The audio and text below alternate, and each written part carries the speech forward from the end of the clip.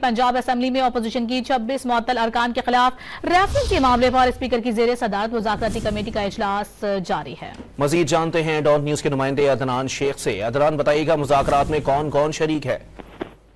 आज बिल्कुल अपोजिशन के 26 मुअत्तल अरकान के खिलाफ रेफरेंस के मामले पर पंजाब असेंबली में मुज़ाकराती कमेटी का इजलास जारी है और इस इजलास की सदारत स्पीकर मलिक मोहम्मद अहमद खान कर रहे हैं और जिसमें हुकूमती और अपोजिशन अरकान शामिल हैं। हुकूमती अरकान में समीउल्लाह खान, इफ्तिखार चच्चर, सूबाई वज़ीर खजाना मुस्तफा शजाउर रहमान, अहमद इकबाल, रईदा खातून हुसैन, फादर सलमान रफीक, राना मोहम्मद अशरफ, बिलाल यासीन और राना इकबाल हैं। जबकि अपोजिशन अरकान में अपोजिशन लीडर अहमद खान बच्चर, राना शहबाज, मोइन कुरैशी, अली इम्तियाज बड़ाइच और एजाज शफी मौजूद हैं। इस मौके पर जो स्पीकर है मलिक मोहम्मद अहमद खान, उनका ये कहना है कि पार्लियामेंट जमहूरियत का घर होता है और कौन अपने घर में गलीज और नाजिबा जुबान इस्तेमाल करता है। उनका मजीद कहना था कि हुकूमती पार्टी हो या अपोजिशन, आजादी इज़हार राय सबको जो है यकसा जो है वो होना चाहिए। अगर पिछले कई दहाइयों में किसी ने बड़ी तकरीर नहीं सुनी तो हमें मिलकर इस रिवायत को तब्दील करना होगा। जी बहुत शुक्रिया अदनान।